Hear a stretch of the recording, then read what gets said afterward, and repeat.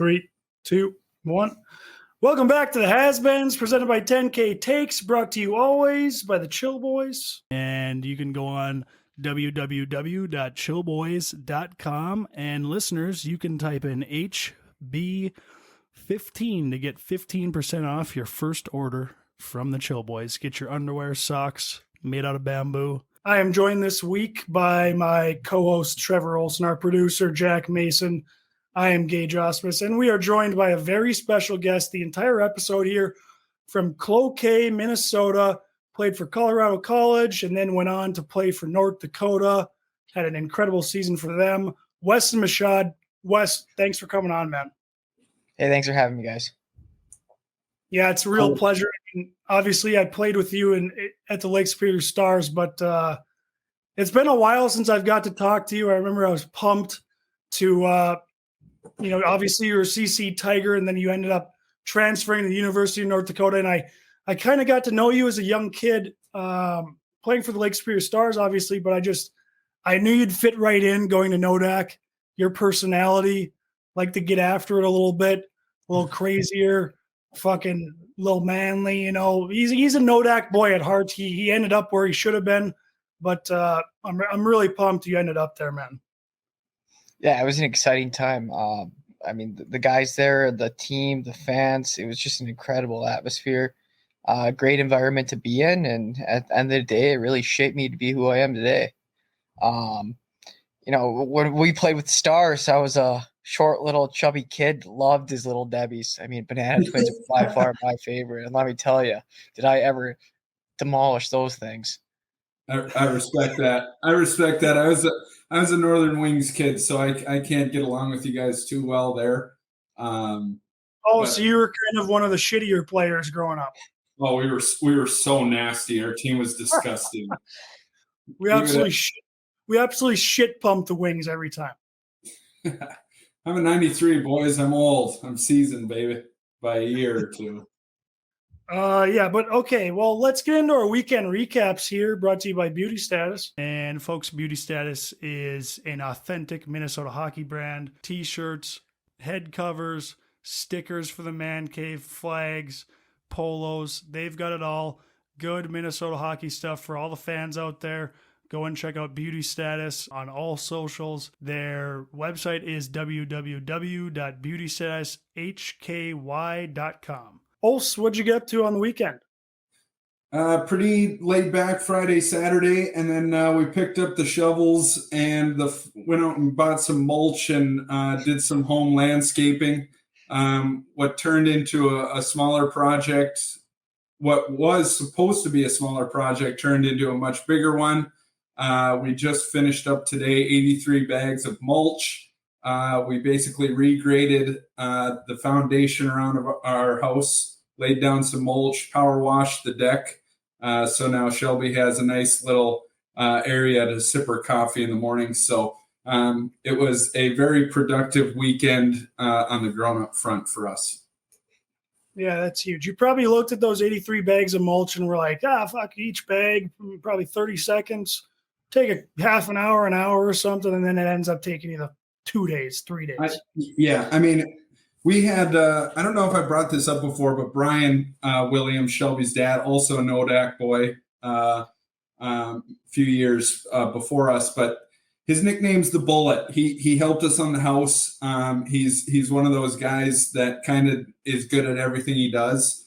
And so he helped us clean up the inside of the house, and he was out there with a shovel on Sunday with us. On Mother's Day, we had Terry up here as well. So it was a family affair for Mother's Day there. But like I said, his nickname's the Bullet, and he lives up to it. The guy is always moving. He's always doing something. And he crushed it that first 2 days for us. You got to love those guys who just get to work, and that's their hobby, is just working hard. Whenever they're around, they're like, what the fuck am I doing? I got to be working hard. That's literally him. That's him to a T. Shelby and I have these conversations all the time. I was like, I just grew up differently. It's not that I didn't do stuff like around the house. It was just completely different. You guys were always doing something, and I like to kick the dogs up every once in a while. So I get in trouble for that every once in a while anyway. I like it. Wes, what'd you get up to this weekend? How long you been back in town or back stateside?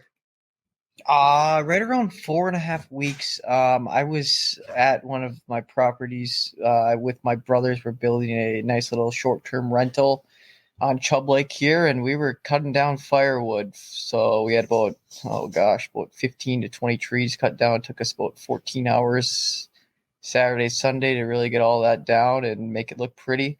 So I did some landscaping too, and let me tell you, it's some hard work. But that's a little more hardcore than mulching around the house. But yeah, that he's from Cloquet.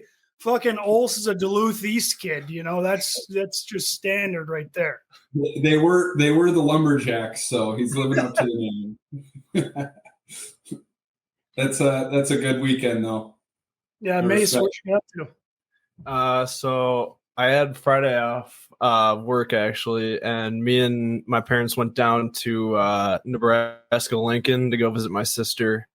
Ended up getting down there like right in time to go hit the bars. Mace is back in Lincoln. He loves that place. Oh God, it's an electric town. They got some great bars, but we got just in time. It was one of my sister's friend's birthdays, so we just went out on the town, hit the bars. And then the next morning, woke up bright and early at about 7:30, and we hopped into a truck and drove like 30 miles out of town for a darty that this fraternity was throwing. Middle of the cornfield. Oh yeah, literally middle of nowhere. Like it was on some random person's farm. Like, and they had like fucking like party buses going to and from there. But me and one of my sister's friends were DJing it, so I got back on the sticks for a little bit. Fuck yeah, I saw that. That's nasty. Yeah, it was sick. Sorry to interrupt. Do you know if this was reservation land? Because I know in Lincoln for Nebraska Cornhuskers games, all the 19 and 18-year-old kids, they tailgate the football games on a piece of reservation land where the cops can't give them minors.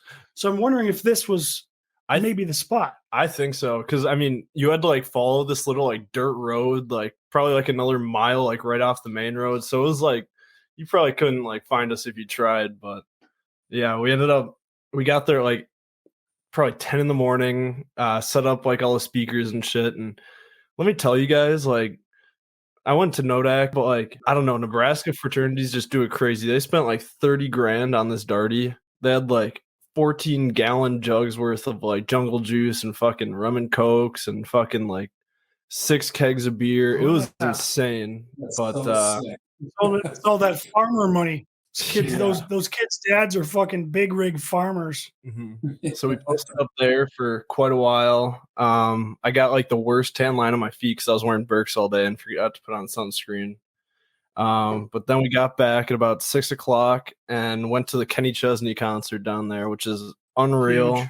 He played for like 2 hours straight, just nonstop hits. So it was a fun weekend. Went back on Sunday. Back to the time between the choir.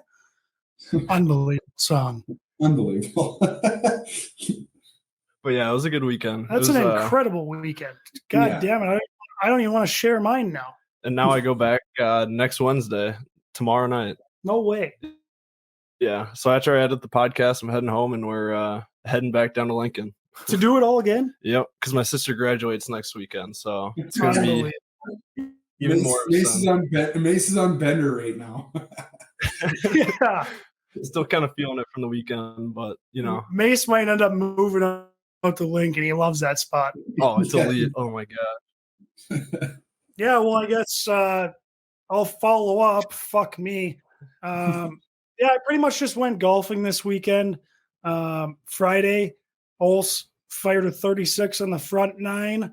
And then, what did I do? Well, I shot a 78 overall, but it was after, I was flooring it on the course. So 36, feeling good. And then back 9, started to see the ball. It was getting a little furry. Kept her together. Fired, feel good. Where'd you play? Grand Forks Country Club. The country club. Yeah. Good spot. I played with Dusky, Colton Sanderson, John Simonson, and Luke Schultz up there. Had a great time. Did it again at Kings Walk. I was you can't golf hungover. It's terrible. It's a waste of money. Like, you can't see the ball. You got a headache. It's fucking brutal. Golf. You got to read up. I don't even know. That's all I did. I don't even want to share the rest of my weekend because Mace's just shit on mine. Hey, have you ever played with Gabe Bass? He can golf, let me tell you. Holy moly. Basti?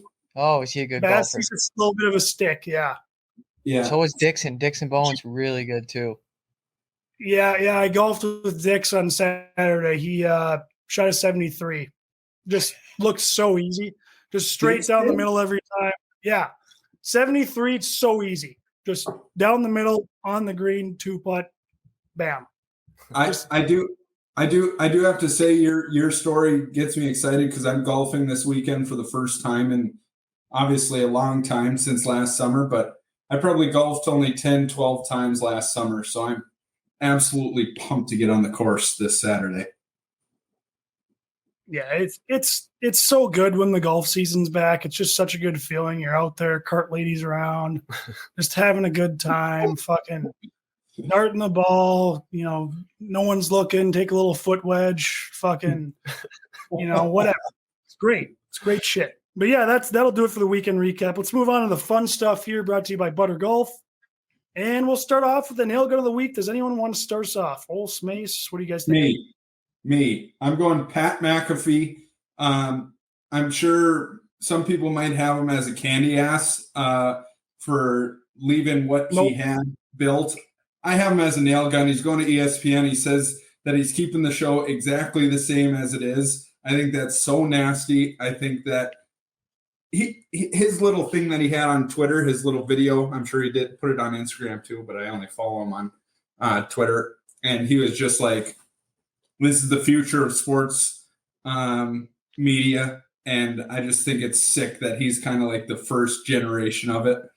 He's got a nasty show. And I just respect the hell out of the guy. So he's my nail gun. Great call. Absolute nail gun. Retires from football. Everyone's like, what are you doing? Says he wants to podcast. He's absolutely fucking killing it. He's killing it. Killing it. So sick. Love to see it. Such a great guy. The guy is so funny.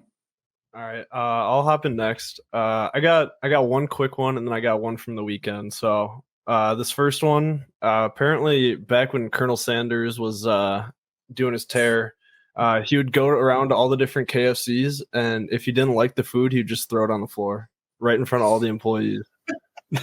So I saw that. I thought that was hilarious. But for my actual one, so we were at this Darty and we drove out there in a truck, and we were posted up there for like 8 hours in the sun all day, probably like 500-600 people there. Well, someone took the guy's keys from the truck and locked them in the car, and we figured it out at like 6 o'clock, right after like all the buses had left. So like we're like, oh fuck, we might not have a way to get home. We might have to walk like 15 miles home to fucking Lincoln.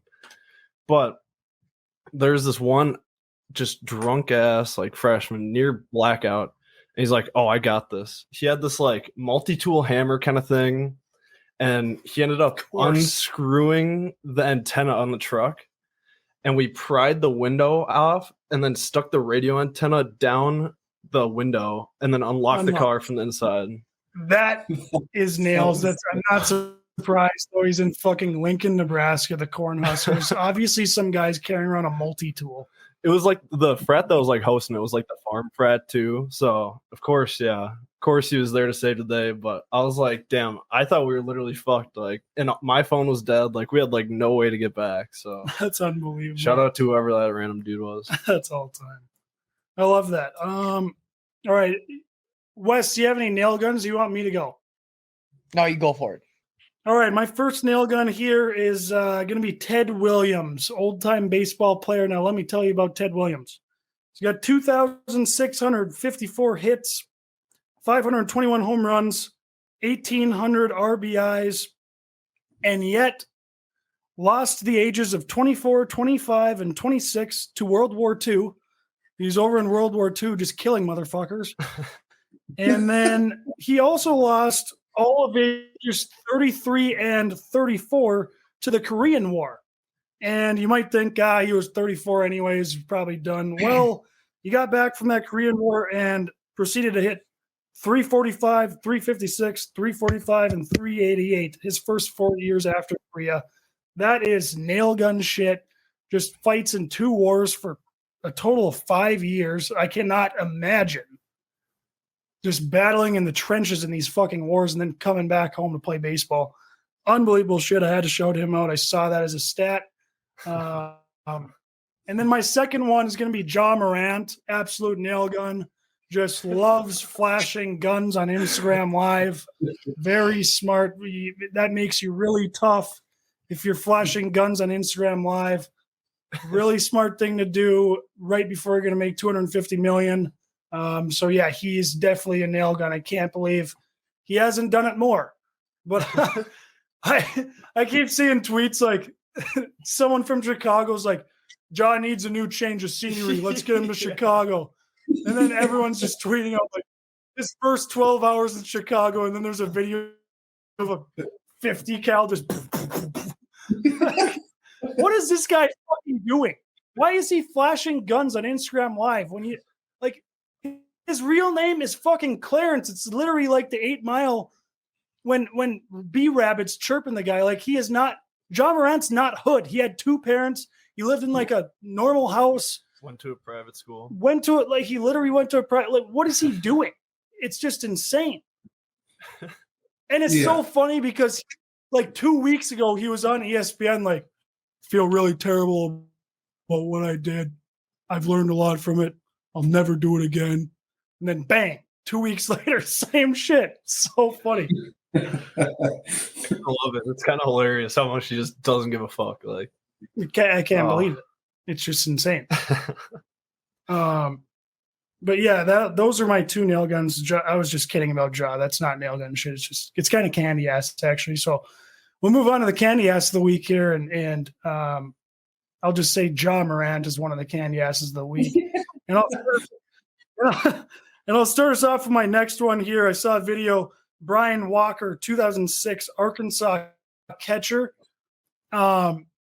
He fakes being hit by a ball, and they go to the replay, and it's the ball's not even close to him. And after he faked getting hit, the ump's like, no, it didn't hit you. And he like fell to the ground and started like grabbing his arm. He's like, and I was like, you didn't get hit. We saw it on replay. So that's candy ass shit. It kind of reminds me of guys who dive in hockey and shit. I don't like that. So, yeah, that's my candy ass of the week. I like it. I don't have a candy ass, Mace. What do you got? So first one I got, I'm going with Lil Wayne. I don't know if you guys saw the video or not, but he was doing a show, I don't know where, and it was one of his like openers performing or whatever, and apparently like no one was really like cheering too hard because why the fuck would you? Who knows who this fucking guy is? But all of a sudden, Lil Wayne comes out, starts talking to the crowd for a little bit, and then just cancels the show.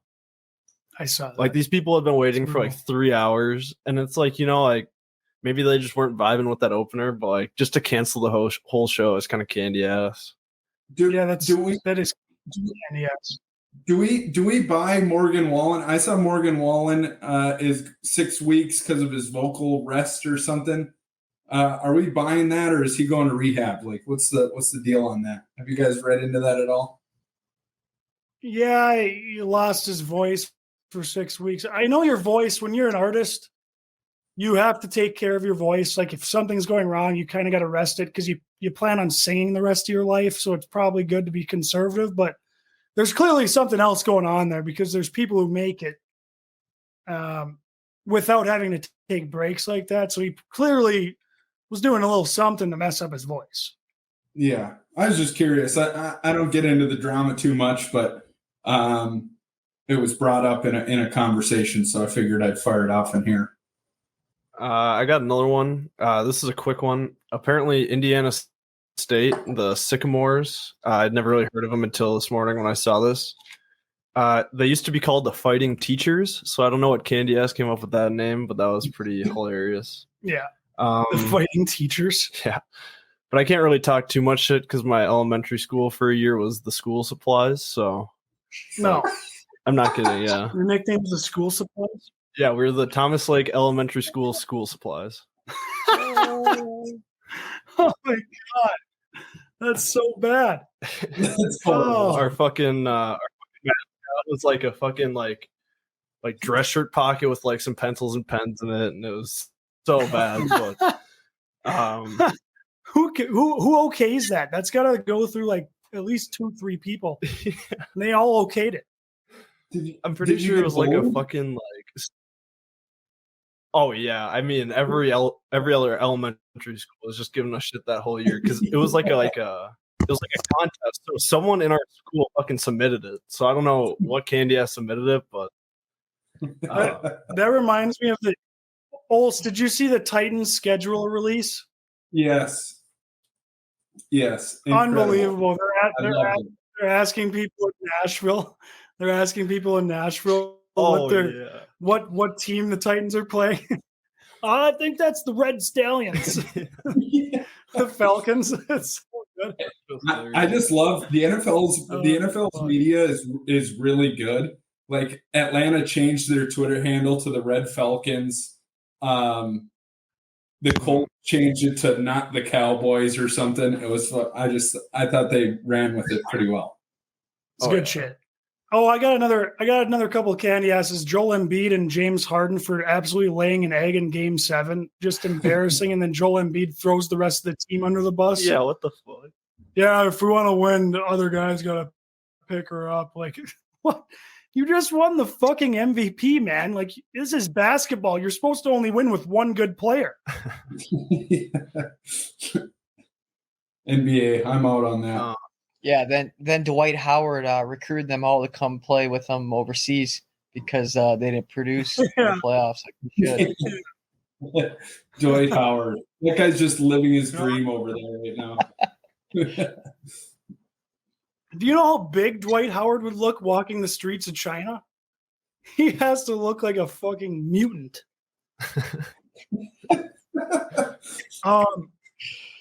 But yeah, that's all the candy asses I had for the week. But I did want to bring up. I just had to ask you guys a question before we get on to Westin's career. Have you guys ever heard of Frankie LaPena? He's the.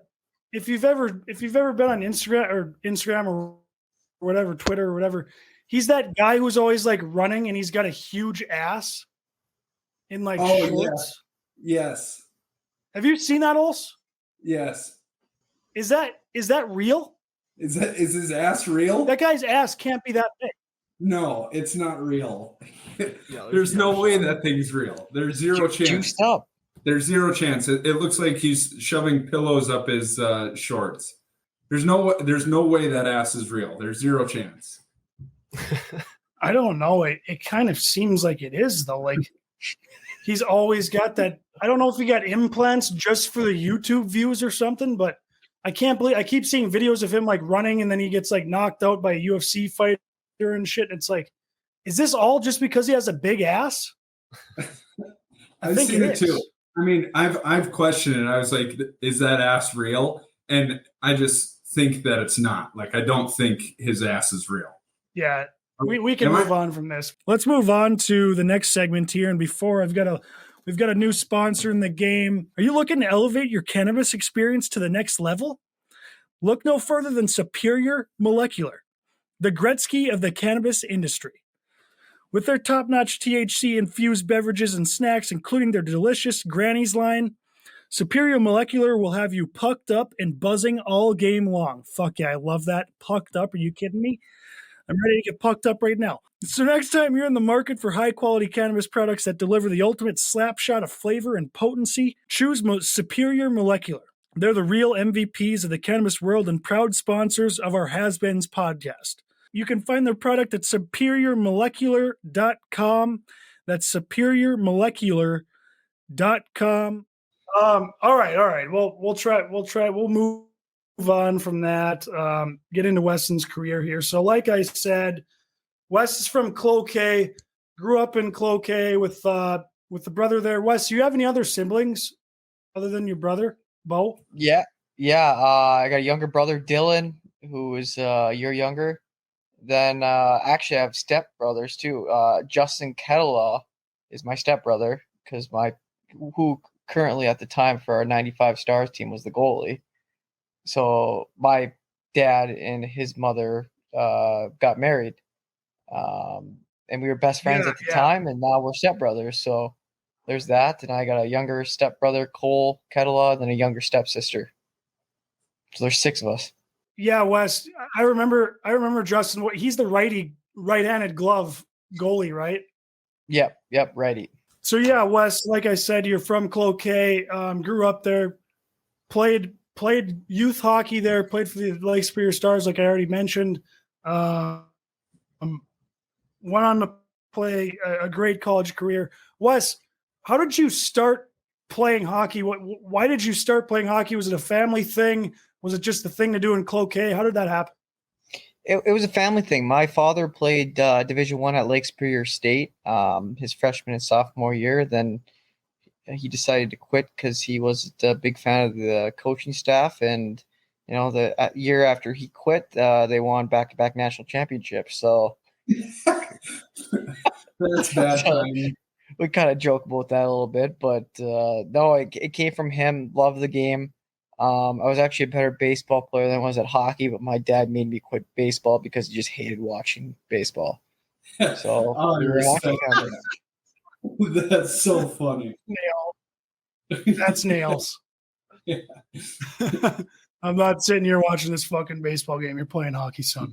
Yeah, and my family distributes alcohol and now legal marijuana from our family business. And like he always says, he's sitting up there at his shirt off, about 50 pounds overweight, just yelling and screaming as much as possible, try to hit the ball. And he just was like, I'm done with it. I got drunk too fast. Yeah. drunk by the third inning. Yeah, that's so good. Yeah, Wes, I always remember your family. Your dad was a fun guy, always lively, and obviously you and Bo were fun to be around, just fun kids to be around. It was great to get to know you guys as kids. I hope Bo's doing well. I haven't seen him in a while, but I really enjoyed you guys back in the day. So hope he's doing well. Let him know that.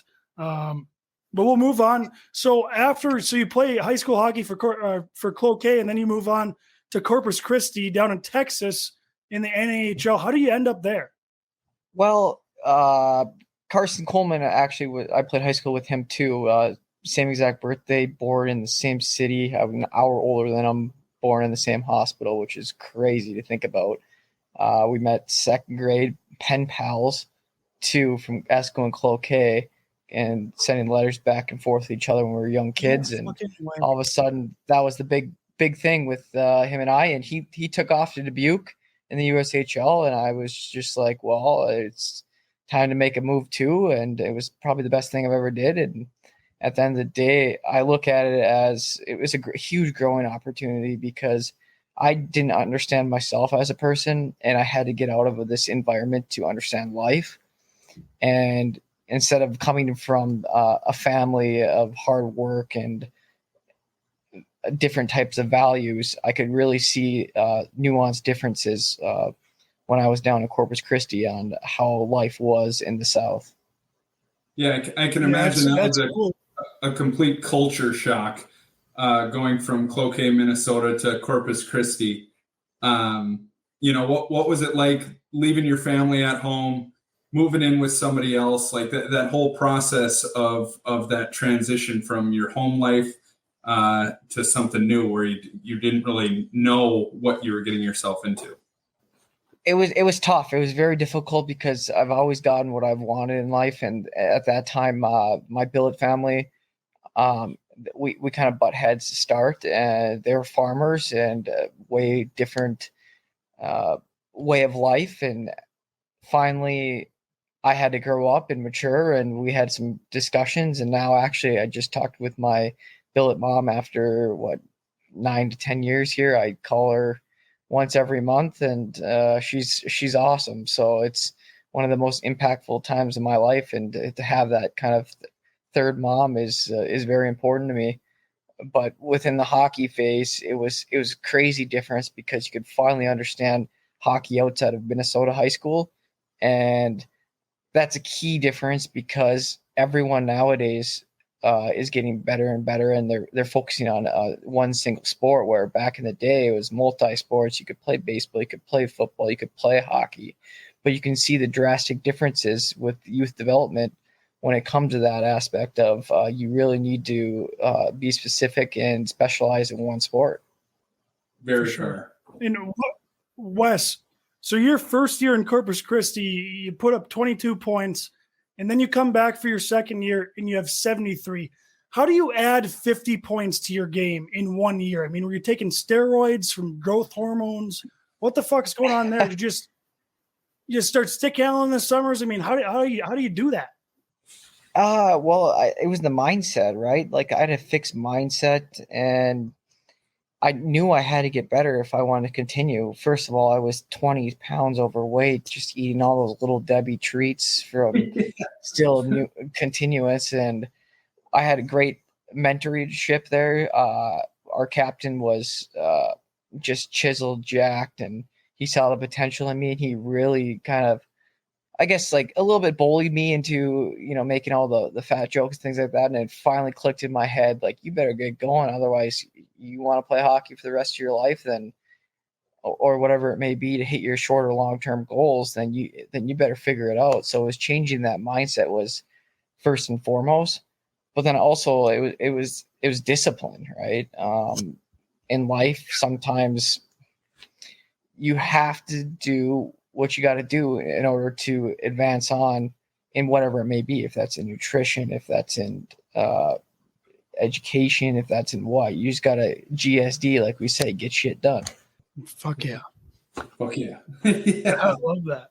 Yeah. So, I mean, Wes, obviously you went to Colorado College. Now, when does this come to fruition that, you've got a college team after you? How do you choosing Colorado College? Yeah, well, it kind of comes back to juniors. My first year, 22 points, and I went and tried out for about 8 USHL teams, and I got cut from every single one. Like, I was on a line with Troy Terry and Lincoln, and he's like, man, you're going to make this team. And then all of a sudden, I don't even make the All-Star game. And Troy Terry and I were just lighting it up and having a great time, and we still have just conversations about it today, jokingly, because he played at Denver, and I played at Colorado College, and huge rivalry there. But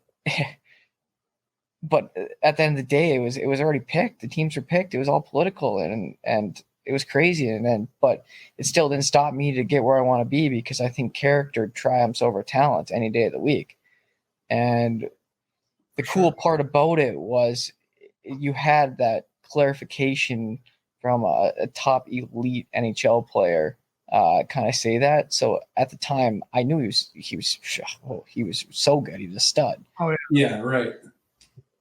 And to me, like, looking back, it begins on your values, right? So, like, I would say today now, I'm like a value-based, purpose-driven culture leader who's focused on foundations for sustained success. And at that time in junior hockey, I was trying to find myself, and I did. So being cut from 8 different clubs, and saying, hey, you better get going and work harder, was my key to success. So that humility really propelled me to the future. At what point did the conversation start with CC? Were they kind of the only one on your radar? Obviously, we've had our discussions a little bit about the Bulldogs growing up near that. That was kind of, a little bit of our NHL team. It might have been a little different for you, 20 miles south. But, was there anybody else on the radar, or was CC kind of the one only knocking? So we were fortunate enough to play in Topeka, Kansas. And that weekend I had like 4 points in 2 games. And then we came to the Null Showcase, and I was over a point per game there. So I was actually the first Null commit to foster a commitment in that Null league within my second year. And I was talking to about 4 or 5 different teams, but Minnesota State was one, and Colorado College was the second big one. And I went on a tour to Colorado College, and they did an excellent job at recruiting me. My uncle went there,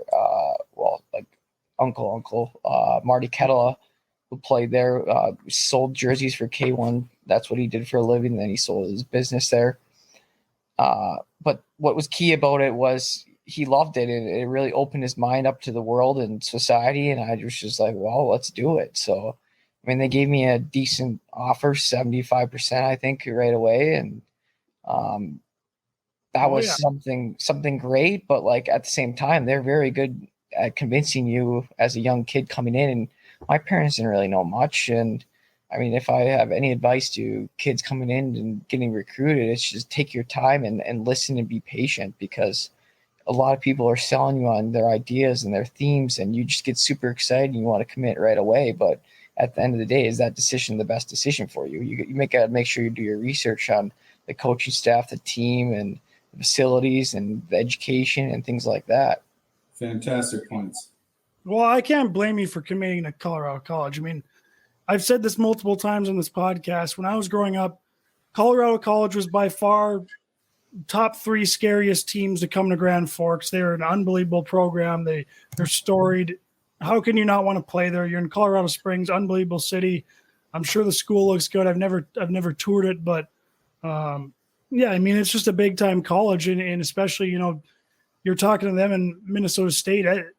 That's a good option. I mean, Colorado College, anyone would be lucky to go there. Excellent choice, I think. I think it really made me the person I am today. I had to go and grind through school. Like it's a block system, so it's set up one class every 3.5 weeks. So you're doing 3.5 weeks of work within school, which is a semester's worth. So you take 4 blocks every semester. 4 blocks every 3.5 weeks, which equals to a semester. So you're focused on one subject and one content for a thing. So say, for example, if you're taking calculus, you're going to learn a semester's worth in 3.5 weeks. That's insanity to me. Fuck, I don't know. I might have done better with that. It was so tough to juggle 4 different, like, you're taking an exam. You got 2 exams in a day, and you have to study for both of them. I was like, how the fuck am I going to do this? You weren't studying for shit, Gage. I was trying to memorize answers from a fake test, for a couple of years ago, but it was the same thing. Well, like, it kind of reminds me of this going to CC. It was like on the ice playing juniors in college and pro. Like, I fight for every foot of space on the ice because I'm smaller. But when you add up every foot of space on the ice, that's going to make the difference between winning and losing. So, like, it was the difference between winning and losing in the classroom is you have that competitiveness at a very high tangible level to get better and better and better in order to try to be the best at what you do. Yeah. Well, Wes, you mentioned, like, you know, you change, you got some discipline, you change your mindset after your first year in juniors. It kind of looks like you did that after your freshman year in college, because your last 3 years playing college, I mean, it looks like you were lights out. 24 points, 30 points, 28 points. I mean, 16 tucks at Nodak. That's an unbelievable college career. So, I guess what was the difference between that freshman year and then going into your sophomore years? Is it the same thing? Just keep going, keep grinding? Yeah, it definitely is. It's that discipline and mindset. But I tore my ACL my freshman year of college. So I was out the entire year. So preseason, I had 2 points and a goal and assist and playing the CIS team that came down, and then I tore my ACL. So I was out my entire freshman year, and that was probably one of the deepest, darkest times of my life, just because 7 months of my ACL was a difficult process. I mean, the only thing I had in life at that time was to play hockey, was to get better. And then all of a sudden, it was a huge wake-up call for me. It's what happens if this happens again, right? So that's where I really had to dig into school, and I really had to figure myself out. And the only one who could do that would be myself, because failing at anything else, if it would be failing a calc test, it was failing at trying to be a better person or self-improvement. I was the only one who could save myself, and that's how life is nowadays. It's very hard to overcome something if you don't have that correct foundational perspective and mindset and things like that. So For sure. I mean, how do you? I know, like, I've never had a full season-ending injury like that, but I know being out 2-3 weeks, you almost don't even feel part of the team. You're on an island. You almost feel like a goalie. Like, I'm in the rink different times. They're practicing. I'm working out. I'm watching practice from the stands. I mean, how do you stay in it that whole year and try to feel part of the team and keep your spirits up? Like, what were you thinking during that time? nothing, to be honest with you, nothing really, because it was so hard. I mean, I think the team had 8 wins, so it was complete chaos within the entire environment, and everyone's trying to figure out a solution, but you only know so much as a freshman coming in, right? And you don't really understand people when you're just trying to face your own adversity and trying to be in those team environments when you're not in the locker room to understand what's going on is a very tough task to swallow. For sure. So, like I always said, if I'm reflecting back on my freshman year now, it was trying to form more interpersonal connections with each individual to kind of better understand them, right? To understand how they approach the everyday activities at the rink on and off the ice, and then also taking all those mindsets intact, right? And kind of refining it to understand what the big picture is and what's happening, because you can't just go to the senior class and say, hey, seniors, like, what's going on? And then they tell you their side of the story. Then all of a sudden the sophomores have a complete different understanding of it. And next, you have this negative team culture that's just, For sure.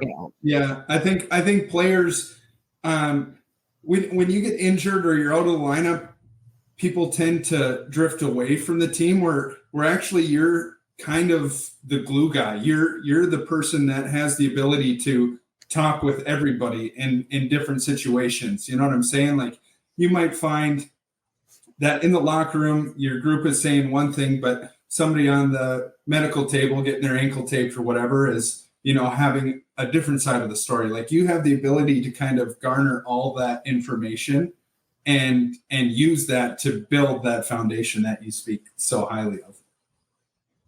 Yeah.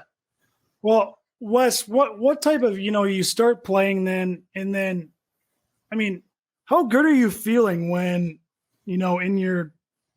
this might have been your junior year, but technically your sophomore year playing hockey, you've got 24 points, pretty good season. I mean, how proud of you are you of yourself to pull that off and be able to stick with it and put together a season like that? How much confidence does that bring you? well, to be honest with you, I mean, I've always had the confidence within that, because whatever you want to do in life, you need to be confident at it, because more than likely you don't have that fear of failure. But I wanted more. I wanted more opportunity, and I wasn't getting the opportunity because they always, would tell you you're a sophomore or whatever it may be. But it was just trying to keep going and getting better day by day is what I focused on, and be specific at what they're telling you your negative attributes are. So my negativity was skating, or my negativity was, your first 3 steps, and I would work with strength coach as much as possible and be there doing extra. And that was the huge difference with Colorado College compared to North Dakota is CC. You have about, 10 to 15 kids that were roughly doing extra, but then North Dakota, the beauty of North Dakota is their culture is set. Every single person in that locker room is doing extra. It's a fight for the inner competition in practices to get better and better and better, because someone doesn't want to bruise another one's ego and someone wants to be better than the other person. So that's the beauty of their culture, or the culture at UND, is you just got to get better. Everyone wants to get better. We want to make it the next level. We want to win games, and everyone sees each other buy in. And that was the beautiful part about North Dakota. Yeah, for sure. Well, I'm going to circle back, Wes, just a bit. We're going to get away from the hockey part of it, but when you're in Corpus Christi, you commit to Colorado College. What's your expectations going into college? What are you thinking of? Are you excited to be in college? You're finally out of the billet house. You're in college. You're playing college hockey, D1 for a big time program. you've got a vision going in. Did it live up to the vision? I know you got injured in preseason, so that kind of takes everything away. But when your first step foot on campus, what was your vision? What were you thinking? What were you hoping to get out of college? Oh, it set my expectations. I mean, Colorado Springs, Colorado, where the atmosphere is just beautiful within everything, such as the school setting was great. We were right under Pikes Peak. The hockey rink was a huge facility that I've never seen before. The coaching staff were very positive people. The teammates were great, and you were just wanting to go in full of energy and do your part to help the team win. And then also within the school environment is do your part to grow as a person. So looking back at it, it was one of the best experiences of my life because it really taught me the lessons that I've learned today, because all these nuanced experiences with everyone within the school, it was spectacular because we went to a school where a dual income family was minimum $250,000 a year that they made. So within a salary base. So we went to a lot of wealthy, there was a lot of wealthy kids there, and you could learn a lot from them because of their autobiography within their own stories, right? So they can say their beliefs, their systems, the way they're raised, and you can really learn off those individuals and continue to grow as a person from the highest achieving parents, aka their kids, from foundation of birth, of how they're raised is how you really looked at it to continue to learn from them and refine your own ideologies. For sure. So then I wanted to ask you, Wes, your junior year, your last year at Colorado College, you put up 30 points, unbelievable. I don't know where you ranked on the team, but I think you guys were, it looks like you were 17 and 20, so almost 500. 30 points on a team like that's incredible. Now, after the season's over, did you know you were transferring away? How does that come to be? How do you make that decision? And especially because you were playing with a guy, Chris Wilkie, who just left North Dakota. Yep. I actually lived with Chris too. I liked him a lot. Definitely a different type of guy, a different type of personality, but at the end of the day is he meant well. But yeah, I didn't really think about it until after it came up after we lost to St. Cloud State. Someone mentioned it in the press release in front of like 20 some people. And it was just kind of a wild scenario. And next thing you know, it was there's some things that happened behind the scenes that were unprofessional, as well as I just wish it would have been handled better. Right. I think it wasn't a decision I made at the start, but at the end of the day is you got to look out for yourself. And if you're going to improve and get better and want to continue your education, Colorado College just wasn't the fit for me due to all those characteristics. So after that loss for St. Cloud State really kind of pushed me to make a decision a few days later, because of the fact that I was approached unprofessional from certain individuals. Okay. Yeah, that makes sense. Well, were you debating between different teams other than North Dakota? Because obviously you transferred to North Dakota. Were there other teams on your radar at that time? Were you thinking about, and ultimately, how did you decide on North Dakota to be the spot? Yeah, I think, well, I know I had, was it 48 teams contact me in 3 days?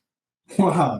Shit. So my phone was going off like crazy. And basically my agent said, hey, like, here's his number, call him. So then I narrowed it down to 4, which was BU, Western Michigan, and North Dakota. And then I also was considering Duluth, but at the end of the day, when I never got recruited from the beginning, I was just kind of like, well, why would I go there, right? Why would they want me now, right? So that's one of the huge reasons why I didn't go to Duluth, is just because of that aspect. But also still had a little chip on your shoulder from the young days that they didn't come calling when you were putting up points in Corpus. Yeah, I don't really know the situation, what happened. I've heard some rumors, but then but the rumors aren't true unless it comes from who is in charge there, and I've never had that conversation with who's in charge, so I'm not going to believe anything. And it was probably just not the way to go. I mean, they did win some national championships when I weren't there, so that's another thing, is they had their guys, and that's who they love, so you got to respect them for that. Absolutely. But Western Michigan was on the radar because Andy Murray, gosh, is he a legend? That guy knew how to recruit. He knew how to talk, and he was just the man. I always appreciated him. I appreciate the Boston Lunatics too, going into their building. Oh yeah, how can you not? And we got some great stories.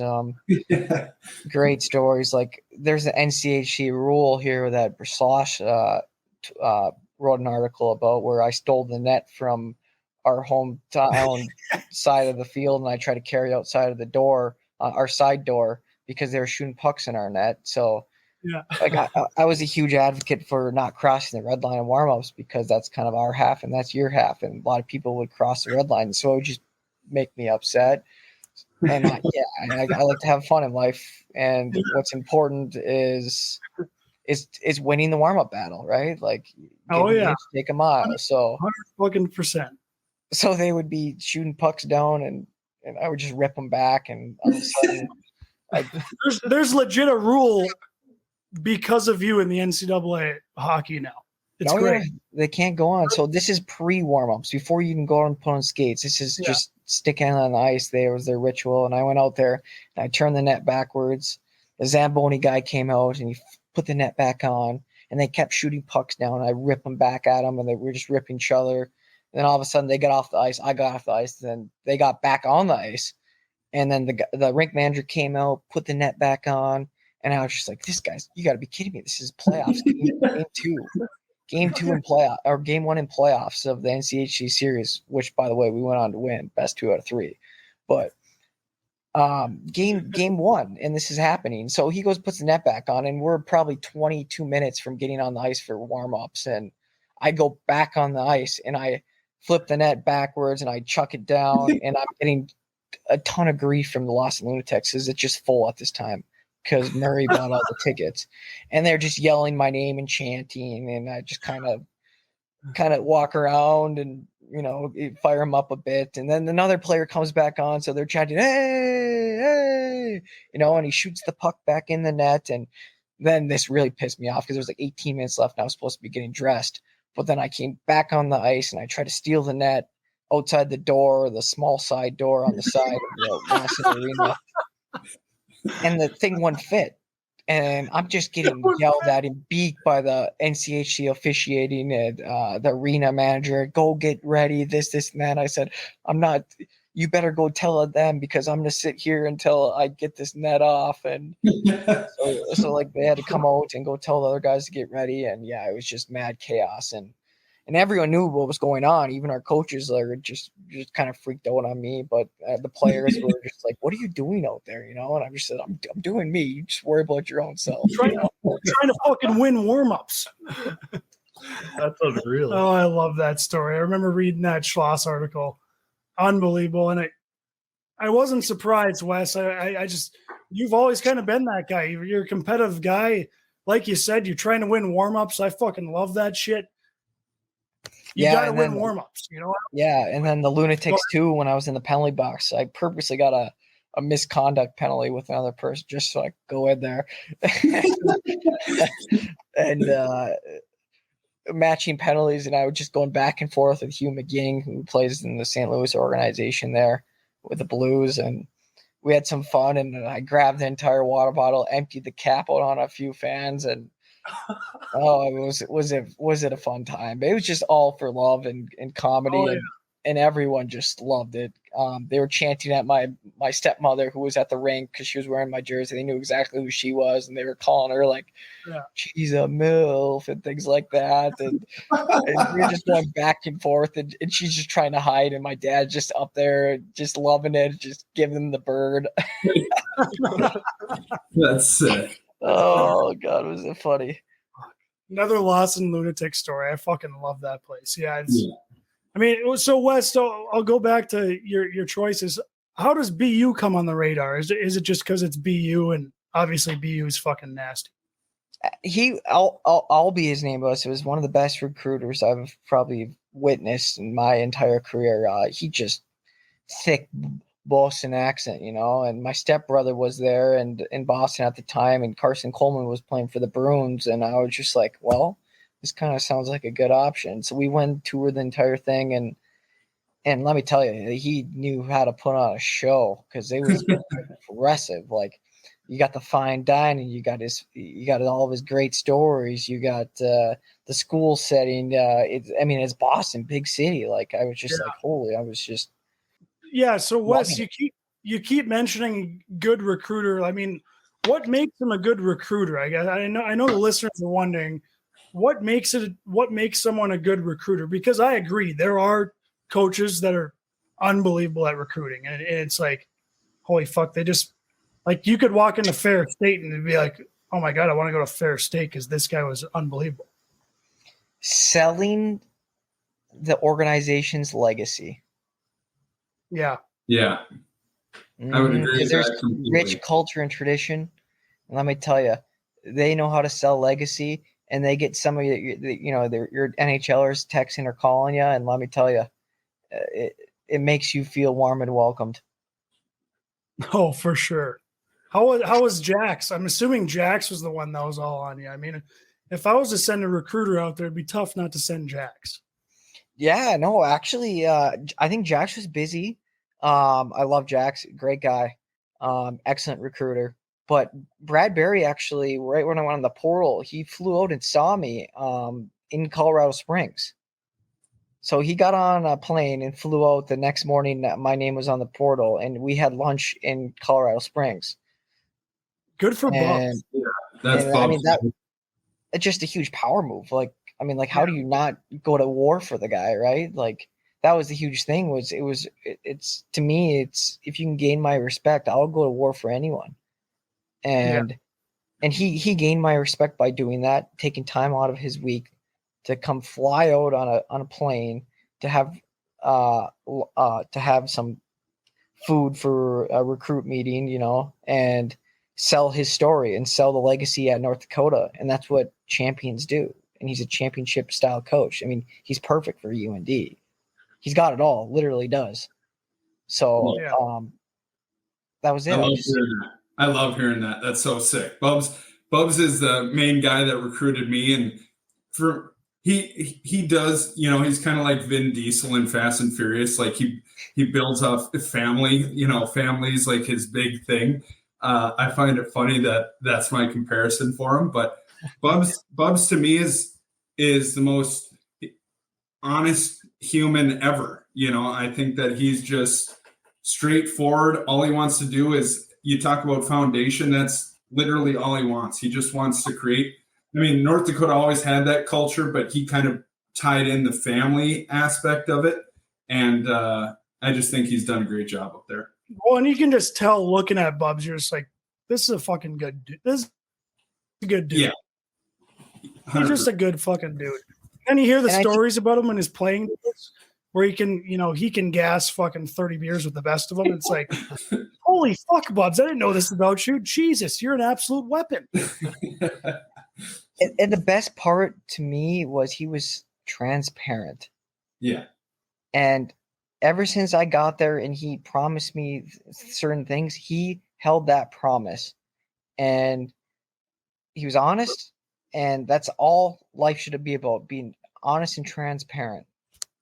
Yeah, but he's not going to give you that. He promises the opportunity as long as you go and take it, right? Yep. It's not a promise, and you're going to get it no matter if you aren't playing well, you know, you're not showing up to the workouts. If you show that you want it and you can perform at the level, it's yours for the taking. That's what I love. Spot on. Yeah. Well, and that's probably why Wes likes him, because he put up 16 tucks, and which coach doesn't like a guy who tucks 16 times?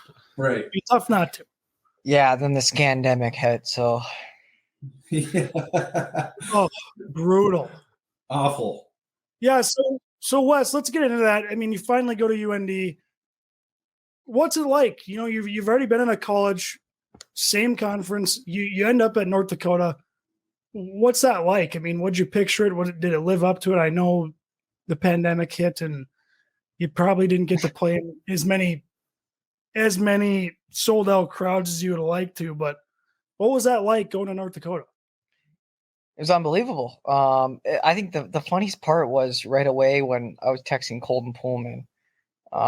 He was just saying, "Yeah, we'll find you a spot to live," and things like that. And being an older guy, and they actually had an opportunity open up, and Pullman's not the loudest of talkers or the most communicative when it comes to that aspect. so we were just texting back and forth, and I'm just kind of like a few days out of driving there, and I have zero response or feedback or anything. So I'm just like, oh boy, what do I do? So then I was texting Zach Yan, who I played with before, and he really helped me out. But then I met one of my really good friends, Cole Smith. Nowadays is he was very intimidated just because he's 6'4", 200 some pounds. I mean, chiseled, 3.5% body fat, and it was just all about hunting and fishing and things like that. And then we just gelled and connected so great right away. But oh gosh, Smitty Cole Smith is one of those stories from North Dakota that you just root for. The guy's just a fucking nail gun. He's done everything on his own. All he does is work really, really hard. He's deserved every opportunity. Great guy. I remember his freshman year when he came in. I was pissed. I was like, who the fuck let this guy on the team? He is fucking brutal. And then all of a sudden he's just plays almost every game, and he's in the national right now because he's that guy, man. He's that dude. Yeah, his development was nuts. He had all he did. The reason he went to North Dakota is because he worked hard. He was an interesting skater. He had a decent shot. His skill might have been lacking a little bit as a freshman, but all he did was work. He was just going to outwork the next person, and that's what he did for 4 years, and that's what he's still doing. He looked like a crazy athletic NFL player on skates. He had no rhythm to it or whatever. He just moved his legs hard, and it looked terrible. And then all of a sudden I don't know. He found his hands, and he's incredible. That was my liney, baby.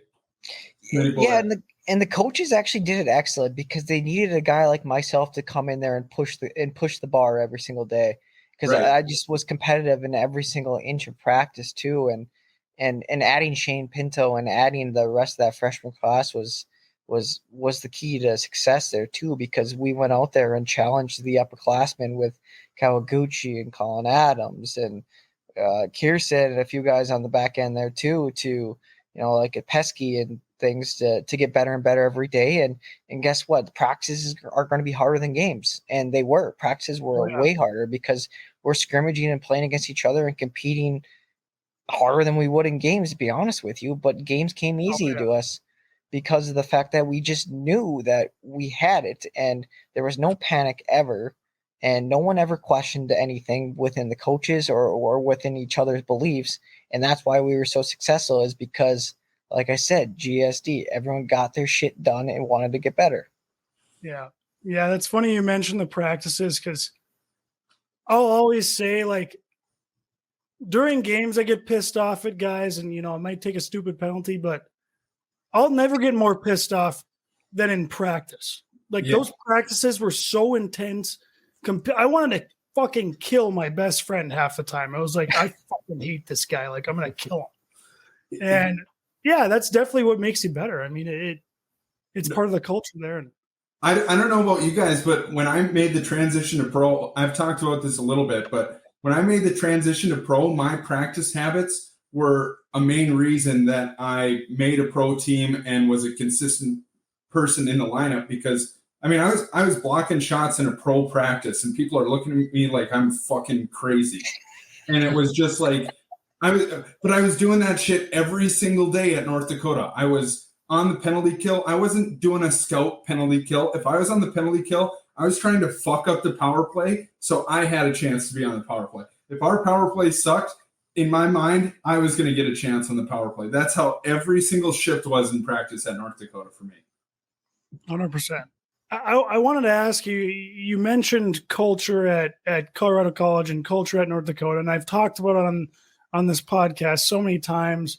The culture at North Dakota is something different. It's something that we talk about, the transfer portal, and, it's something you come in as a freshman and you learn and you kind of know the culture there. And then you can, when you start there, it's for someone transferring in, it might be tough to, adapt to that, because I know it's different from other colleges, but it sounds like that was the culture you were meant for. How did you adapt to that culture? Did it take a while, or was that always where you were meant to be? Yeah, it took a little bit of time because at the beginning it didn't go well, because I was stuck in my old ways, in my old traditions, and I just always, when that happens to an individual and you go to a nuanced setting, you always go back to your old ways and your habits. And I had to find myself and have that self-improvement, on and off the ice. And that was on me. And I got some help from the coaching staff, and after that, everything went well. It was excellent. It was just hard to be able to come in and gel with a bunch of guys when you try to do it your way, but your way is not always the right way. So you got to go out and ask other perspectives and opinions and refine your ideology to be a better individual and be better for the team. And that's what I did. I was always bought in. It was just a matter of all of us figuring it out together and having that accepting environment. For sure. But that's going to be key now too, is for my doctorate degree here in education for North Dakota, which I'm still continuing. I'm going through the research modification process right now. I'm going to be talking about player coaching relationships in my final research paper here. So that should be done by December, as the research will begin here with transfer portal students within Division I hockey, hopefully in the next week or so. So. That's pretty cool. Incredible. I didn't know you were up to that. Yeah, so I continued. I finished my master's degree there in a year and a quarter, thanks to Colorado College for setting me up for the block schedule to kind of have that condensed plan. And then I just continued ever since I've been playing professional hockey. So I've been doing both, and I finished all the coursework. And now it's all about finishing the research here, which should be done. Then I have to conduct the research, and after conducting the research, I have my formative assessment, and then I have to defend my dissertation piece. So that should be fun, and I'm excited for the next opportunity on that. So Wes, what do you hope to do with that in the future? Is there a plan, or is that just something you're inspired by right now? I think the plan would be to either be a coach. Right now I have my own business here called Northland Hockey Development Academy up here. I have over 200 kids for my youth development camps in June, July. And we foster a pretty inclusive and individual identity environment where it's all about transformational leadership, not transactional. So basically transactional is kind of the I way with a reward to like bonus money would be like an NHL example, where transformational is more about the we way, where there's more ideologies, and asking questions is a good way to understand or learn teaching and learning concepts, within like the sport or within life in general. So I kind of want to lead towards that is to be a person who is going to help the next generation succeed, because of the times is what are going on right now within social media, within a lot of different aspects of the narrative, right? So that's what I kind of want to do is help promote these kids to have their own mindsets and to ask questions on any given topic, because no question is a bad question. For sure. I'm thoroughly impressed. I think that's awesome. I am too. I completely agree. I mean, I tweeted out a little sign that I saw today on Twitter: uncoachable kids become unplayable adults. Let your kids get used to someone being tough on them. It's life. I think we've gotten away from that a little bit. And I think, just from my own experience, and I know it's different for everyone, and I know coaches and teachers can take it too far, but some of my biggest learning lessons in life have been from when someone's been hard on me about a mistake I made or something I did wrong. And that's kind of when I've learned the most is when someone was hard on me. And I agree. I mean, I think we're kind of getting away from that. And it's nice to know that there's people out there that, still believe in that path. And I think it's the right way to do things. And especially in the hockey world, I mean, the systems in place, they're not up to date. Yeah, I would agree. I think that's really cool. I think that I like the conversation piece. I like the we mentality where the way the world is I fucking love this. Okay, I'm going to get into my rant about. I love it.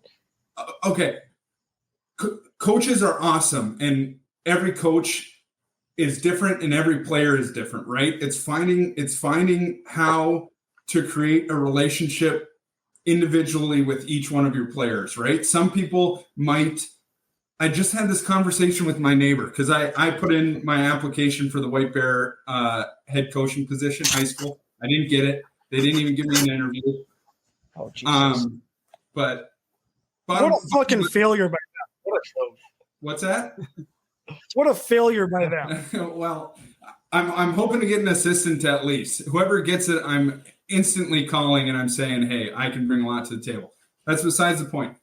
My whole thing is it needs to be more of a conversation. Yes, there are times where the coach can be hard on somebody. If they make a mistake, yes, I think that they can be hard on the kid, but I also want the kid to ask me questions as to why I, as a coach, feel that way, or why the coach sees the play that way versus what he sees. Nowadays, the game of hockey is so smart and it happens in an instant. So how are you supposed to judge a player on him making that mistake with what was going on in his mind compared to how your system is built? To me, that's the ultimate goal. I'm pretty passionate about it. So I don't know. I love the conversation, the we aspect of it. I just think it's really cool what you're doing. Yeah.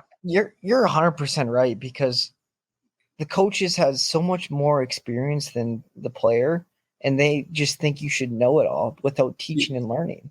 Yes. And they're so busy doing, but they never take a step back to think about how they're doing it.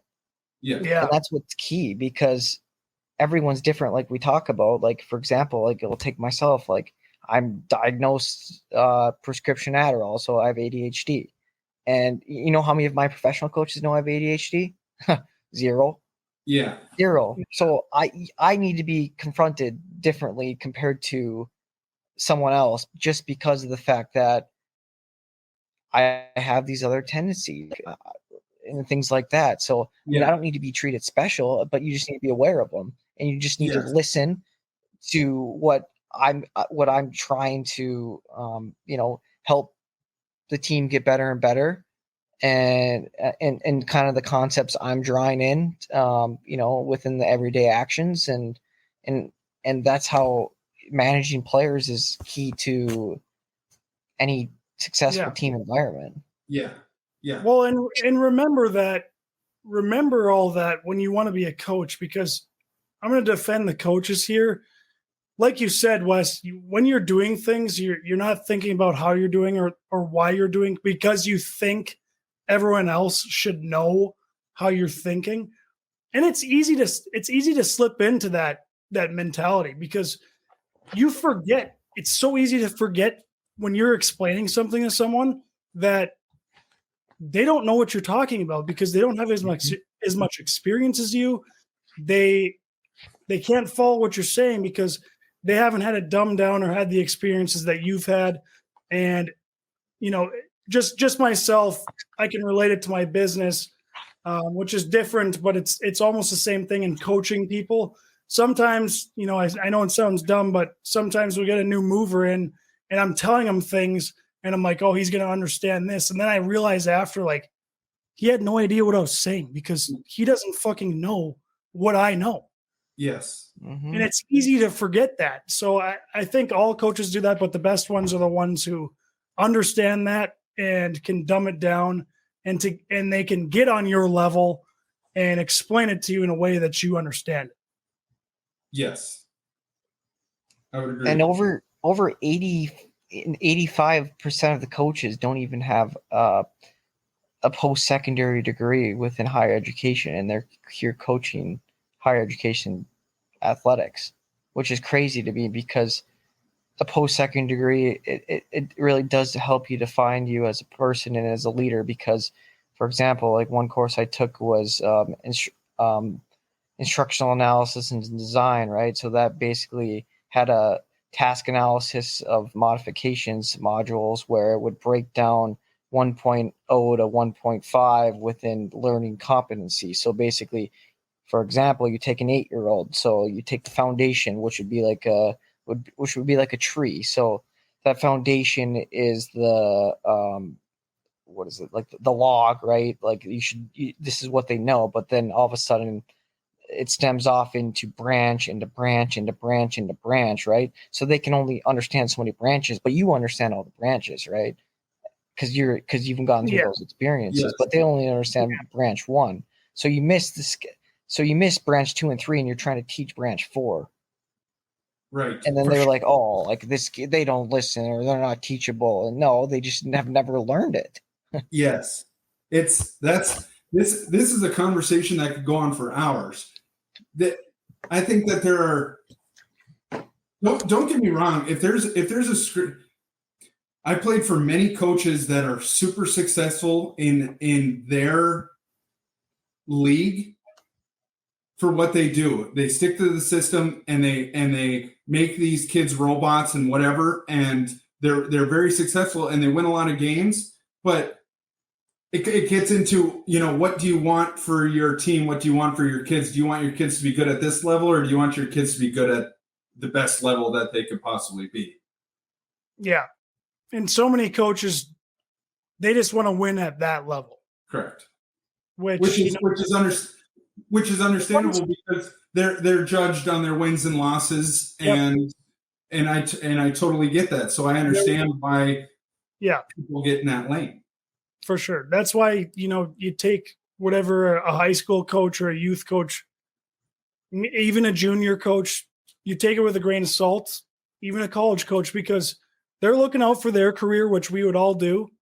But some of that stuff doesn't translate. I know as a high school coach, you watch high school hockey, and some of the stuff that I would teach to win games wouldn't probably be good for the next level. But it's good right now because I want to win this high school hockey game. And I'm going to teach it because everyone wants to see me win this game. A key example is Mike Randolph. Mike Randolph is a historic Minnesota high school hockey coach. I played under him at Duluth East. He was a very good coach in high school because he won games, made it to the state tournament a lot. But the fact of the matter is a lot of Duluth East kids struggle in junior and in college, and because they learn the system that works in Minnesota high school hockey when you play against Forest Lake or when you play against, Cambridge Isanti and you put up 12 goals. It works against them, but when you go to juniors, it's a totally different game. It's kids are smarter. They've developed differently. They haven't developed just a system that works in their league or at their age group. They're learning the game of hockey. And so just in that sense, you're a step behind. For sure. And there's bad and good coaches everywhere, but like the really good coaches, we can take John Cooper, a Tampa Bay Lightning coach, for example. He allows his players to critically think on the ice and make decisions on their own instead of having to be trained to be like a robot, where some other old school NHL coaches are saying you need to do this system, you need to do this. If you don't do it, then there's going to be repercussions. For sure. You got to think at the NHL level. Those guys have been through it all. They know what they're doing, and they understand when they make a mistake. And it's that they should have the freedom as an NHL player. Like, hey, this is it, man. This is the top of the totem pole. Like, show us what you got and play your game. How does your game? You can do the X's and O's and say, okay, this is what we would like to do. But then if a player does something differently and makes a play and it might not be the right play to you, is having that conversation and understanding how that player was thinking in that scenario. But then again, there's different teams for different coaches. Like John Cooper coaching the Seattle Kraken this year, I don't think would have been as good as Dave Hackstall coaching the Seattle Kraken. That's fair. Dave Hackstall can get an average team to be really good. Now, when he has a great team, is he the coach for that team? I look back on 2016 where people say that was Hack's team, whatever. Well, if Hack was the coach of that team, I don't know if we would have been as good as we were because Bubs had a longer leash on our best guys, where Hack, he kept the boys tight. He was tight. He was hard on us. And he, my freshman and sophomore year, we weren't that skilled of teams, and we made it to the Frozen Four all because of Hack and what he did. And I don't know. There's different teams for different coaches, and I think some of the best coaches can adapt to those times and know what team they have, know what players they have, and know what needs to be done. Yeah, but I agree. It's really hard. I'll pass along my doctorate dissertation to you guys and see what you think. I would love it. I would absolutely love it. Because this is what we're talking about, because there's many different perspectives to a solution, but it's a matter of finding the interpersonal connections of each individual to really understand how your team environment and how your team system should be structured / played. I would absolutely love to read it. I would love to be. That sounds interesting. Wes, before you move on, I'll go on. So after Nodak, you play for the Manitoba Moose, Lehigh Valley in the American League. You play for Kansas City, Maine. You've played in Slovakia, Denmark. So clearly you've seen almost all of it. I mean, you've seen the good, the bad. You've seen what works, what doesn't. How much do all these experiences, help you on what you're doing now? And also what we talk about on the show is when players are playing hockey and they end and they're like me and Ols, they're has-beens. It's tough when you stop playing hockey because you're like, well, my life is over. What my life as I know it is over. I don't know what to do now. You've obviously got something going on while you're still playing. And that's something I envy so much because I wish I had something. I might still be playing if I had something that, I was doing while I was playing. The reason I stopped playing is because I was just playing hockey and I had the rest of the day to be in my head and be in my thoughts, and it almost crippled me, So how much have you learned from these different scenarios, and how much do you think it's helped you that you've stayed busy and had something to work towards while being a professional hockey player? Wow, that's an excellent question. A lot. It's really made me who I am today because everything I do is how I approach hockey. I'm very caring. I work hard at whatever topic or subject it is that I'm working on, and I just want to learn. But at the end of the day, I don't know anything and everything. I have a general perspective, but your ideologies can always get better. Because, for example, I'm talking with you two here, and you have your perspective, Gage, and Mr. Olson has his too, right? But then I'm learning something from both of you. So next time I have this conversation with anyone else in the world, I can refine my perspective to grow as an individual to get better at a conversation of topic. For sure. I love that. That's so sick. There's a lot of people in today's world that are so closed-minded, and honestly, good for them. The people that can just go on and just have their views and just move forward and just block everything out. But I envy it. They're confident in themselves. They're stubborn. They just know what's going on. They don't think about anything else. They're just like, this is the way. Mandalorian, this is the way. I find it so cool that somebody's like, okay, I heard every word that you said, and I'm going to pick out what I learned, what I liked, what I didn't like, what is true, what is false, and modify it and add it into your vocabulary, into the way that you think. I think that's sick. And that's why I approach every conversation with anyone who I'm talking about. It doesn't matter if you're working at Walmart. It doesn't matter if you're 18 years old, or it doesn't matter if you play basketball for a living or anything like that, right? What matters is you're your own self, and everyone has an experience or perspective of life, and you can learn from anyone and everyone. So that's why I try to listen as much as possible to everyone's sayings and ideas, because they all are important. And that's how, as a world too, we're all going to get better and better through honesty and transparency. For sure. Well, Wes, I forgot to ask you this question while being on college, and we ask it to every college hockey player. When you were playing college, what was your favorite place to play on the road? It could be for hockey, it could be for you had a nice pregame meal, it could be where you stayed, it could be anything. Gosh, I mean, with the story, you got to say Western Michigan, Lawson. Yeah. I mean, it's a must. If you haven't gone to that rink and witnessed a game there, it's mandatory. And go when it's a high stakes game, a rivalry game, because those guys are tuned up, fired up, and ready to roll. Yeah. They're so fired up at Lawson. It's insane. They are flying around.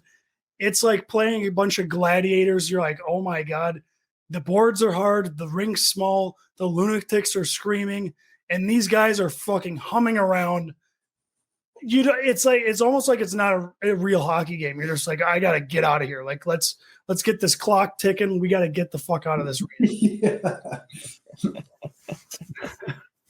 That's the way I always felt when I was there. I was just like, holy I fuck. love that place. Looking up at the clock, like, we got to get the hell out of this arena. Yeah. And I know Wes said he tried to get in that box. I tried to stay out of there. I ended up in there like 3-4 times. Oh my God, was it terrible? They're just screaming at you the whole time. You can't even watch the game. You're scared. You're in the box because you're like, holy fuck, if they score, I'm benched. And you're trying to watch the game, but they're chirping you, and you're like, do I watch the game or like fucking chirp back at these fuckers? Yeah. I don't know what to do. And the best part, they do their research there. Like, they know all about you. They know your family. They know your hobbies. They know your girlfriend's name. It's crazy. It's unbelievable work by them. And I mean, it's one of the best fan bases in all college sports. Yeah, It is. totally agree. It's incredible. And, obviously Lawson compared to NCHC, they might have the worst rink in the NCHC, but I don't know if I want them to get a new rink because the lunatics won't be the same. I think it fits their personality there. Yeah. I think it fits them perfectly. Although I was ragging on them a little bit this year. They no-showed in the tourney. I feel like they're getting away from their nail gun tendencies with some of these skilled guys. Not saying that they didn't have them in the past, but Western was a scary team back in college when we were there. And a few years prior with some of those guys. They're switching over to the skill game, which I understand hockey's kind of going that way. But I'm still they were like another extension of Cornell. Like, their coach was like, oh, this guy's 6'5", 250 forward for sure. Sign him up.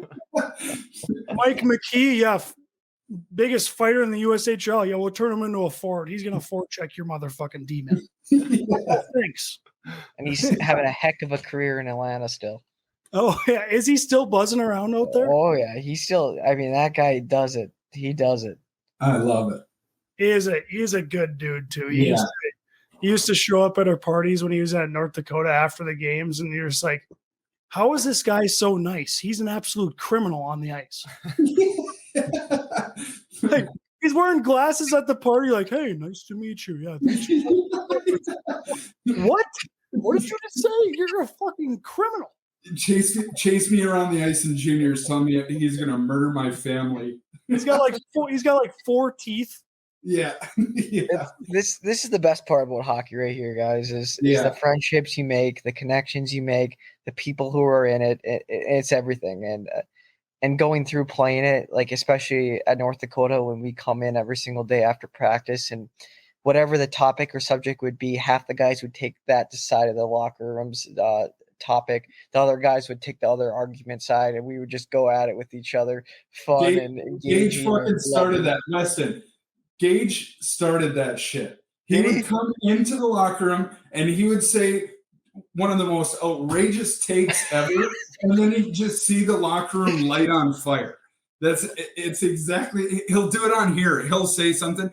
Have you ever heard somebody say 10 No, for shut up, 1,000? Olst. Let me explain it, Olst. Let me explain it. What do you call 1,100, West? Do you say 1,100? Yeah, 1,100. Or do you say 1,200? 1,200, yeah.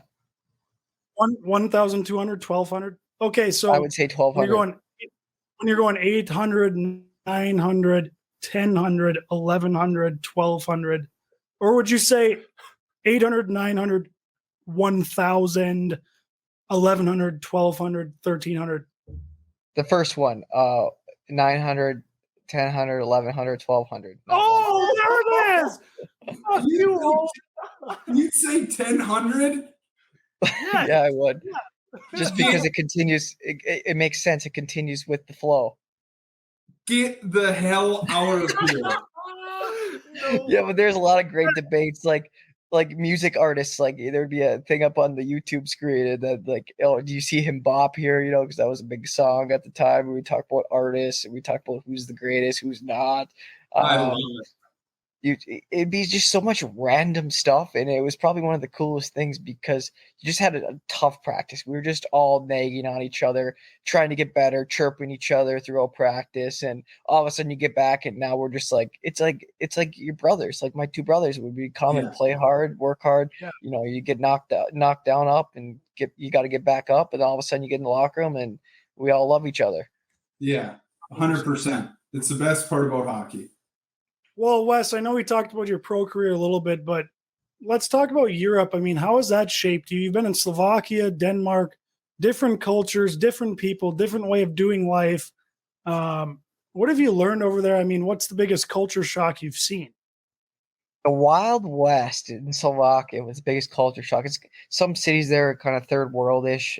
Infrastructure is not great, but the way they go at life is different. I mean, Europeans know how to drink.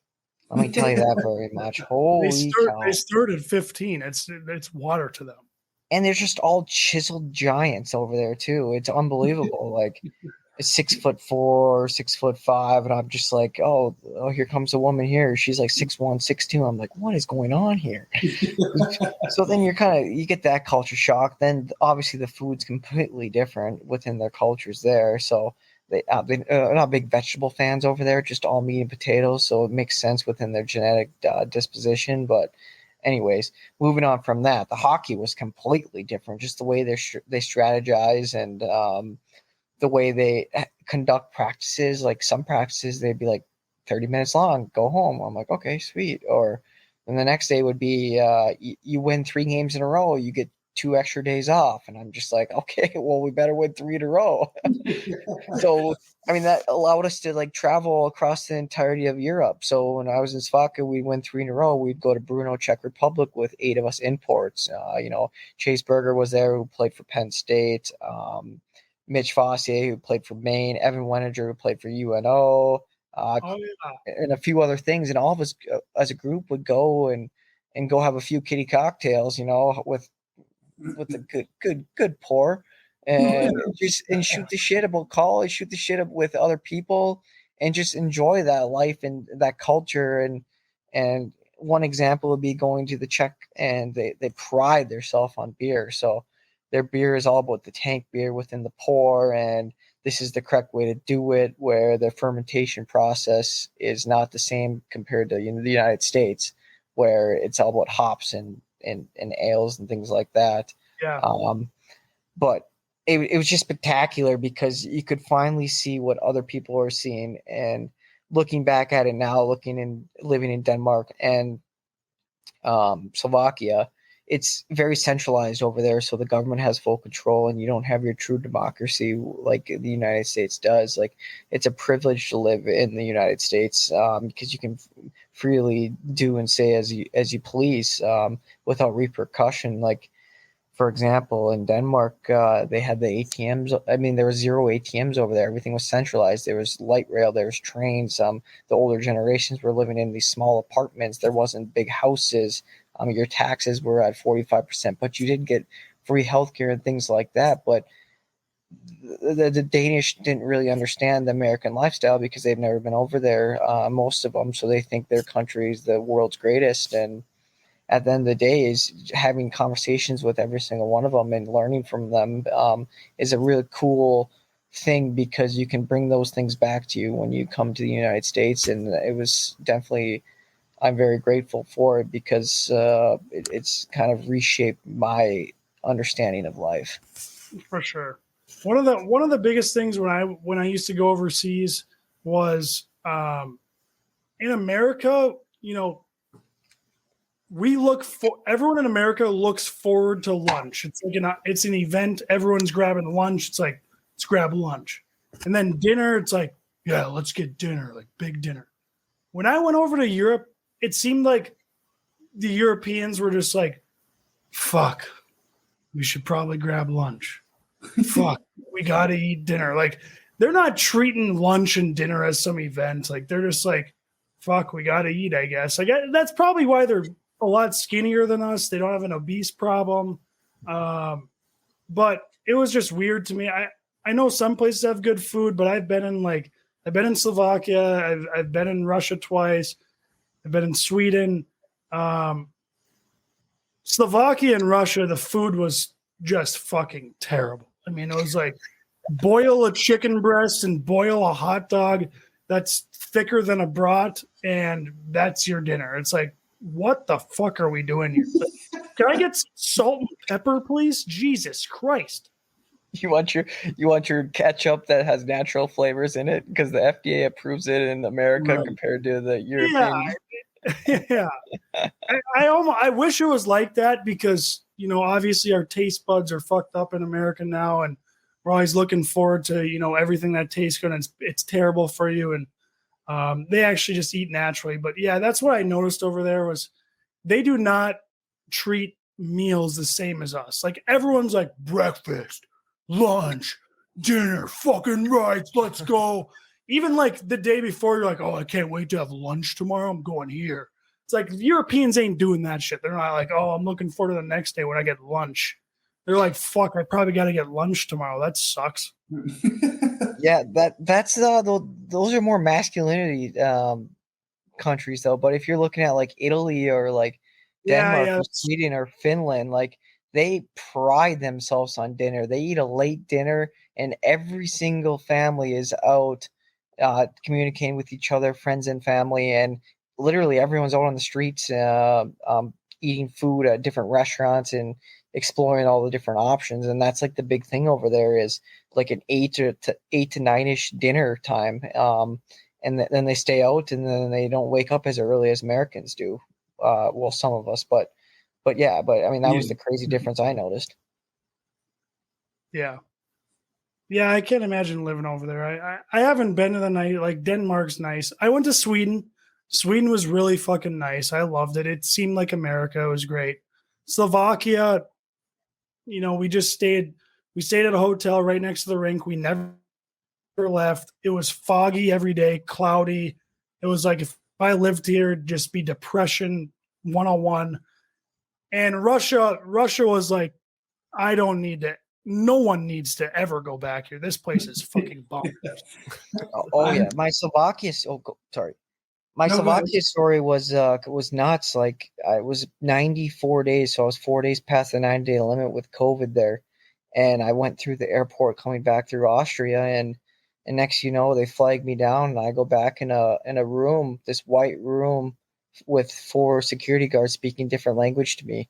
And they're like, why are you 4 days over the limit? Like, what are you doing in our country? This, and that. So I'm getting interrogated for about 20 minutes sitting there. And I just had to play stupid. I had to play dumb played stupid, had no clue what was going on, and basically told him like my GM got me this, and that. Here's my contract. So I'm sitting there for 20 minutes thinking I'm going to have to do some type of issue or whatever the rules and laws are, because I was 4 games over the limit. So then they finally released me, stamped my passport, and said, "Don't come back to our country." So it was a wild situation. But yeah, it was crazy. I always love those European stories. I feel like everybody that plays over there has at least one where they come back and it's just insanity. So Wes, I know when I went over to Europe, when I came back to the States, I was always like, oh, I can't wait to eat this. I've got a meal planned. What did you eat? Where did you want to go? What did you want to do right when you got back to the States? Oh, easy question. I mean, Sammy's Pizza. There's just there's just nothing better. It's hard to explain, really. I mean, as long as everyone's had Sammy's Pizza, it's a no-brainer to me. Yeah. Love that answer. Great answer. Oh, that would be incredible coming back from Europe and you're like, I got a Sammy's Pizza waiting. Like, I'd fucking eat an extra large myself and probably try to gag myself and puke it up and order another one just so I could eat it. You're a psycho. Have you ever thought about that? Like, this meal is so good, I want it again. Like, let me just be bulimic and puke it up so I can eat it all over again. You're insane. I'm excited. I'm making my first trip over the big pond. It's not confirmed yet, but Shelby and I are going to Italy at some point. Very excited. Very excited. Not doing the touristy stuff. We're doing the coast vacation, food, wine type stuff, and I can't wait. Yeah, let's go. That's way better. Way better. That's way better than sightseeing, seeing old buildings. We got old buildings in the U.S. Who the fuck cares? No. These are completely see that fucking coastline. Go see that coastline. Get that food. We'll do our fair share of. Oh, that looks really sweet, but it'll probably be from like a restaurant or something. Far away vision. Yeah, but think about it this way, fellas. Within Europe, is you can go to country and learn and experience something new. Where if you go to the west coast of the United States, it's very similar, like California and a lot of those things. A little bit different. Foods and concepts.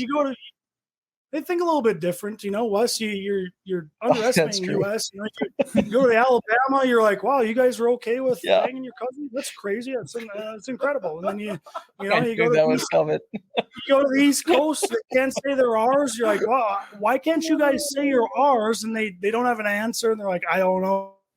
Oh, it's crazy. And, you go out to California, and they're just kind of all high the whole time. It's like, wow, this is life. Wow, that's incredible. It's a little bit like Europe here, not as much, but there's differences a lot of the time, You guys liked that Alabama part, didn't you? Yeah, I knew it was coming. No, yeah, that is cool. I mean, I regret never playing over in Europe. Just like Wes said, going to different countries and seeing how they do things, and that's an experience you don't get the opportunity. Like 99% of people don't get that opportunity to experience. And I had the opportunity and I didn't take it, which I think is dumb. But like always, you can't regret anything. I did something for a reason and didn't go over there for a reason, and it all works out. So you can't look back. But yeah, that would be awesome. I envy you, Wes, for doing that and getting to experience all that. Agreed. Oh, I appreciate it. I mean, end of the day is follow what you want to do in life, because don't let anyone tell you can't do it. Love that. For sure. Well, I think that'll do it for the episode tonight. Wes, thanks for coming on. Really appreciate having you here. Ton of words of wisdom from you. I'm excited to what'd you call it? Your paper that you're doing, your research? Dissertation piece. Dissertation. You actually better send that to me because I want to read it. I love reading that stuff.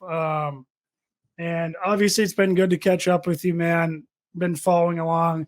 Obviously, I was absolutely fucking pumped when you decided to come to Nodak, and I'm so excited that you got to experience it and be with the boys there. And but thanks for coming on, and thanks, listeners, for joining in this week. It's been nice. Mason and I are in the studio for the first time in about 5 months.